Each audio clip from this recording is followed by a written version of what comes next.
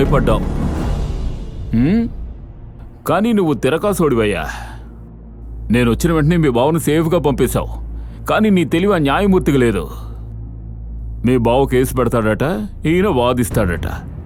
ఇప్పుడు వాదించేదెవరు? ఎవరు? వాదించినోడే లేపేశానే, కేసు పెట్టినోడిని నేను వదిలిపెడతానా? ఇద్దరు కలిసి చదువుకున్నారట, కలిసి పెరిగారట, కాబట్టి కలిసే పోవాలి కదా. పోతారు. వాణ్ణి కూడా పంపిస్తాను. ఎందుకో తెలుసా? శత్రుశేషం మిగలకూడదు. మాకు మంచిది కాదు. నీ బావకి నేనే యముణ్ణి.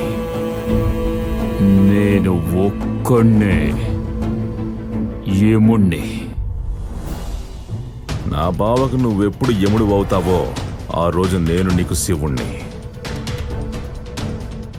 నేను మాత్రమే శివుణ్ణి. చూడమ్మా, నువ్వు శివుడు అవుతావో లేక నేను యముణ్ణి అవుతానో త్వరలోనే తెలుస్తుంది.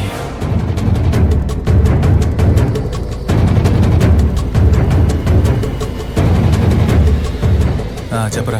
ఏం చెప్పమంటావు? నీ తమ్ముడిని కట్టిపడేసావే అది చెప్పమంటావా, లేదంటే ఇప్పుడు నేను లేపైపోతున్నావే అది చెప్పమంటావా? ఏం చెప్పాలి? చెప్పేది విను. నీ తమ్ముడు ప్రాణాలతో కావాలంటే వెంటనే రంగమూర్తి ఫ్యాక్టరీ దగ్గరికి రా. నీ పెళ్ళాంతో వాడిని చేయకు, నేను వస్తాను. ఏమైందండి? ఏం లేదా రాజా సార్, రంగమూర్తి ఫ్యాక్టరీకి పోనీ. సరే సార్. నీ ఫోన్ చాలా లక్కీ బావా. చాలా థ్యాంక్స్ బావా. దీనికి ఎందుకు థ్యాంక్స్ చెప్తావు?